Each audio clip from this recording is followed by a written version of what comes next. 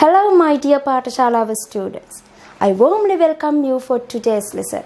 පාඨශාලාවත් එක්ක සම්බන්ධ වෙලා ඉන්නේ මගේ සිසුවියන් මගේ යහළුවන් හැමෝම ඉතාම සාදරයෙන් පිළිගන්නවා අද පාඩම.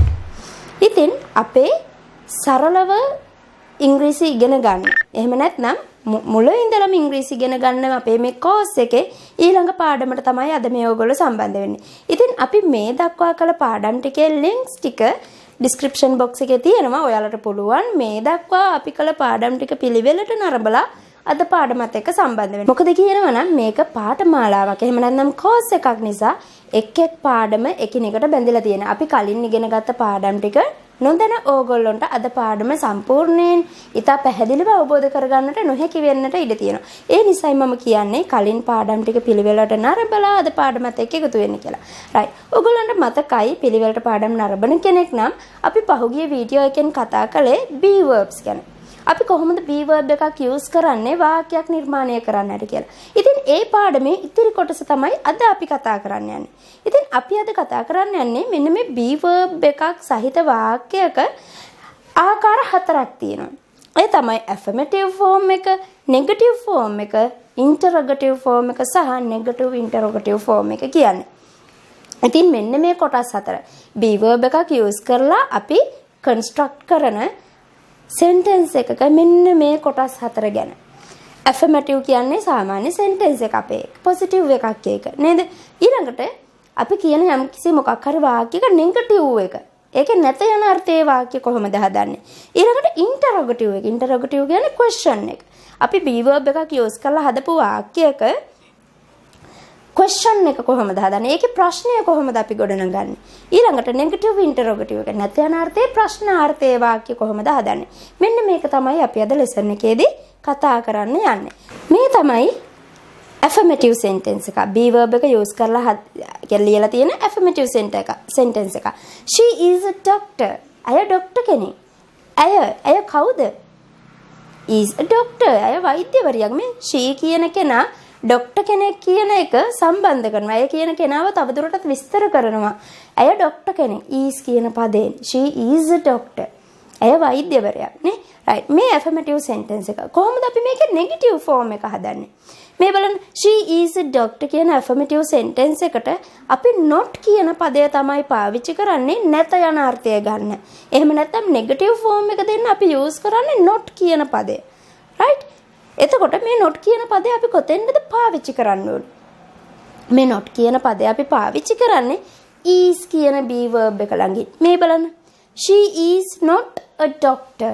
අය වෛද්‍යවරියක් නෙවෙයි. She is a doctor කියන්නේ අය වෛද්‍යවරියක්.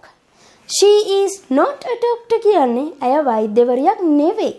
right. මේ බලන්න is කියන පදේ ළඟට තමයි අපි not කියන පදය ගෙනත් එකතු කරන්නේ. එතකොට ඒ වගේම මේ ගැන කතා කරනකොට අපිට ඊළඟ කාරණය තමයි මේ she is not කියන පද දෙකක් විදිහටනේ තියෙන්නේ. is not කියන වචන දෙක අපිට contract කරලා, ඒ කියන්නේ කෙටි කරලා අපිට කෙටියෙන් දක්වන්න පුළුවන් මෙන්න මේ වචන දෙක මේ විදිහට. මේ she is not a doctor කියන එක is not පද දෙක එකට කරලා අපිට එක වචනයක් බවට පත් කරන්න පුළුවන් මෙන්න මේ විදිහට. මේ she isn't a doctor. is not කියන පද දෙක එකක් බවට පත් කරනවා isn't කියලා.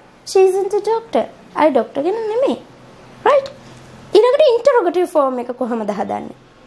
interrogative form එක කියන්නේ question form එක නේ, ප්‍රශ්නාර්ථයේ වාක්‍ය. මේ she is a doctor කියන affirmative sentence එකෙන් අපි කොහොමද question එකක් හදන්නේ? අපි කොහොමද ප්‍රශ්නයක් හදාගන්නේ?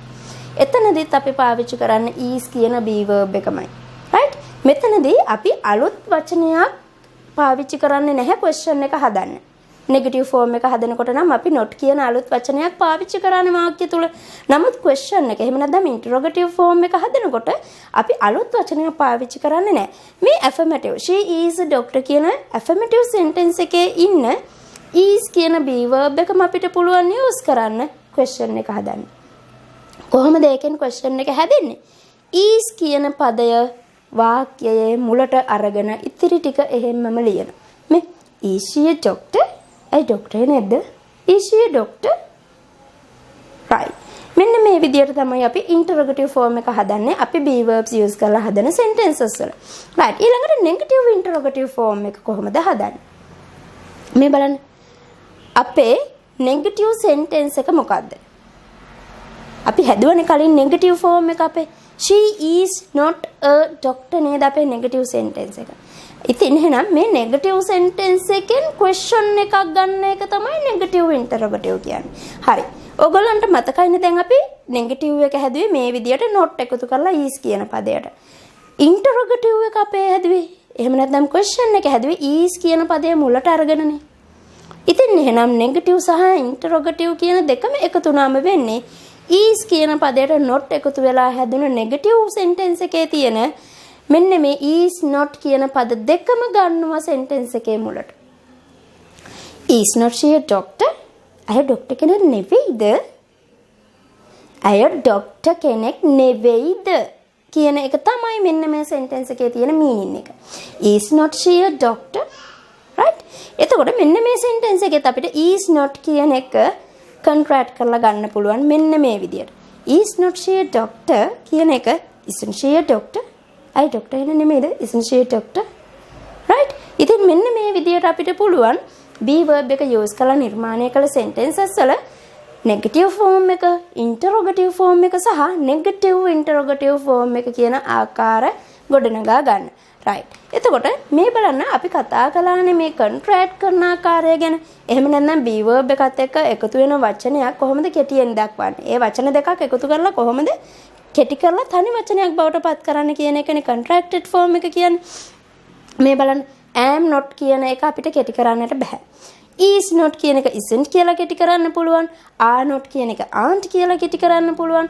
was not කියන එක wasn't කියන්න පුළුවන්. were not කියන එක weren't කියන්න පුළුවන්. will not කියන එක won't කියන්න පුළුවන්. I am කියන එක I'm කියලා contract කරන්න පුළුවන්. we are කියන එක we are. you are your වෙනවා. he is his වෙනවා. she is she's වෙනවා. it is its වෙනවා. සහ they are their වෙනවා. right මෙන්න මේ විදිහට අපිට පුළුවන් වචන දෙකක් කෙටි කරලා දක්වන්න. ඉතින් මෙන්න මේ contracted form කියන්නේ ටිකක් يعني අපි ඉගෙන ගන්න ඕනේ පාඩම මේ ටික විතර නෙමෙයි අපිට contract කරන්න පුළුවන් දේවල් තියෙන්නේ. තව ලොකු වචන list එකක් තියෙනවා. ඉතින් ඉදිරි පාඩමකදී අපි ඒකත් කරන්න බලාපොරොත්තු වෙනවා. right. ඉතින් මෙන්න මේ විදිහට අපිට පුළුවන් මේ affirmative sentence එකකින් අර ආකාර තුනම හතරම ගොඩනගා ගන්න. මේ බලන්න present past සහ future කියන කාලයන් තුනෙන්ම අපි example sentence මෙන්න මේ table එකේ දාලා තියෙනවා. බලන්න present කියන column එක. මම හොඳයි. I'm good. මම හොඳ නෑ. I'm not good. මම හොඳයිද? Am I good? මම හොඳ නැද්ද? Aren't I good? මම හොඳ නැද්ද? Aren't I good? right? බලන්න past tense example sentences. මම හොඳයි. past tense එක. right? I was good. මම හොඳ නැහැ. I was not good. මම හොඳ කෙනෙක් නෙමෙයි ඒ දවස්වල. right? මම හොඳද? ඒ කියන්නේ අතීතයේදී මම හොඳද? Was I good? මම හොඳ නැද්ද? past tense එක. right? Wasn't I good? මම හොඳ නැද්ද? Wasn't I good? බලන්න future tense examples. මම හොඳ වෙයි. I will be good. මම හොඳ වෙන එකක් නැහැ. I won't be good. මම හොඳ වේවිද? Will I be good? මම හොඳ වෙන එකක් නැද්ද? Won't I be good? right. මෙන්න මේ example තුනේ හොඳට බලන්න future tense කොටස. ඔයගොල්ලෝ දන්නවනේ future tense be verb එක තමයි අපි will be. වචන දෙකක්. there are two words. නේ?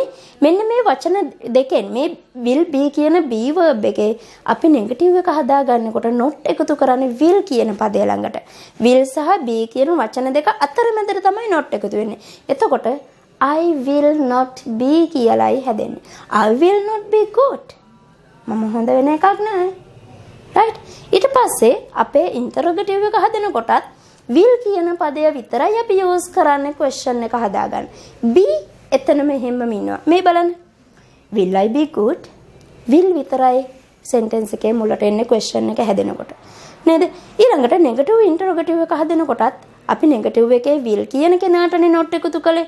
ඉතින් ඒ වගේම will සමග not කියන කෙනාව විතරයි අපි ඉස්සරහට ගන්නෙ be ඒ විදියට මෙතනම ඉන්න. මේ won't I be good? බලන්න will කියන කෙනා not එක ඉස්සරහට ආවා be එතනම නවතිනවා. right? අන්න ඒ future tense ගැන කතා කරනකොට ඔයගොල්ලෝ අන්න ඒ කාරණා ගැන පොඩ්ඩක් සැලකිලිමත් වෙන්න ඕනේ negative interrogative සහ negative interrogative forms හදනකොට. right? තව examples තියෙනවා මේ. අපි හොඳයි. we are good. අපි හොඳ නෑ. we are not good. අපි හොඳද? are we good? අපි හොඳ නැද්ද? aren't we good? right? past tense බලන්න. අපි හොඳයි. we were good. අපි හොඳ නෑ. we were not good. අපි හොඳද? were we good? අපි හොඳ නැද්ද? weren't we good? right? future tense බලන්න. අපි හොඳ වේවි. we will be good. අපි හොඳ වෙන එකක් නෑ. we won't be good. අපි හොඳ වෙයිද? will we be good? අපි හොඳ වෙන එකක් නැද්ද? won't we be good? right?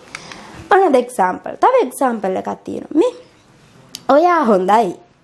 you are good. ඔයා හොඳ නෑ. you are not good. ඔයා හොඳද? are you good? ඔයා හොඳ නැද්ද? aren't you good? right? past tense එක බලන්න. ඔයා හොඳයි. you were good. past tense වලදී right? you were good. ඔයා හොඳ කෙනෙක් කියලා හිටියා. ඔයා හොඳයි ඉස්සර. you were good. right? ඔයා හොඳ නෑ ඒ දවස්වල. you were not good. ඔයා හොඳද? ඒ දවස්වල ඔයා හොඳ කෙනෙක්ද? බලන්න. were you good? ඔයා හොඳ නැද්ද? weren't you good? future tense examples ටික බලන්න. ඔයා හොඳ වේවි. you will be good. ඔයා හොඳ වෙන්නේ නැති වෙයි. මේ බලන්න. ඔයා හොඳ වෙන එකක් නැහැ. you won't be good. ඔයා හොඳ වේවිද?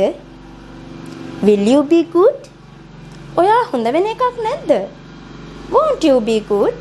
තව example එකක් තියෙනවා table එකක. ඉතින් ඔයගලන්ට පුළුවන් ඒකත් හොඳින් study කරන්න ඒ sentence එකත්.